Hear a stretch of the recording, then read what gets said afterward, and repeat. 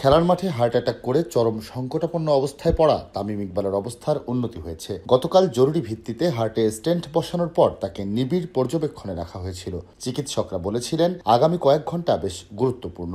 একদিন পেরিয়ে যাওয়ার পর এবার তারা জানালেন ক্রিটিক্যাল পিরিয়ড পেরিয়ে তামিম এখন অনেকটাই সুস্থ আছেন, তবে তাকে আগামী কিছুদিন সতর্ক থাকতে হবে। শাইনি চুলে এখন হবে সব হেয়ারস্টাইল। সিল্কোর দ্বিগুণ শাইনি চুল প্রতিদিন।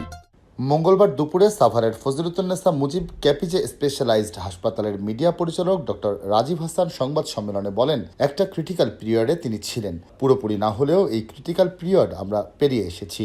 উনি সুস্থ আছেন, খাওয়া দাওয়া করছেন, সবার সঙ্গে কথা বলছেন। আমরা খুব সুন্দরভাবে ওনাকে ছেড়ে দিতে পারবো। কখন ছেড়ে দেব এটা ওনাদের পারিবারিক সিদ্ধান্ত। এর আগে বিকেএসপিতে শাইনপুকুরের বিপক্ষে মোহামেডানের হয়ে ম্যাচ খেলতে এসে বুকে ব্যথা অনুভব করেন তামিম। পরে তাকে পাশেই কেপিজে হাসপাতালে নিয়ে যাওয়া হয়। এরই মধ্যে ঢাকায় যোগাযোগ করে তামিমের জন্য এয়ার অ্যাম্বুলেন্স উড়িয়ে নেওয়া হয় বিকেএসপির মাঠে। কিন্তু কেপিজে হাসপাতাল থেকে বিকেএসপিতে ফিরে হেলিকপ্টারে ওঠার আগেই জ্ঞান হারিয়ে ফেলেন তামিম। শারীরিক অবস্থার অবনতির কারণে তোলা যায়নি এয়ার অ্যাম্বুলেন্সেও। এরপর আবার কেপিজে বিশেষায়িত হাসপাতালে আনার পর তার বুকে ব্লক ধরা পড়ে। পরে জরুরি ভিত্তিতে রিং পরানো হয়।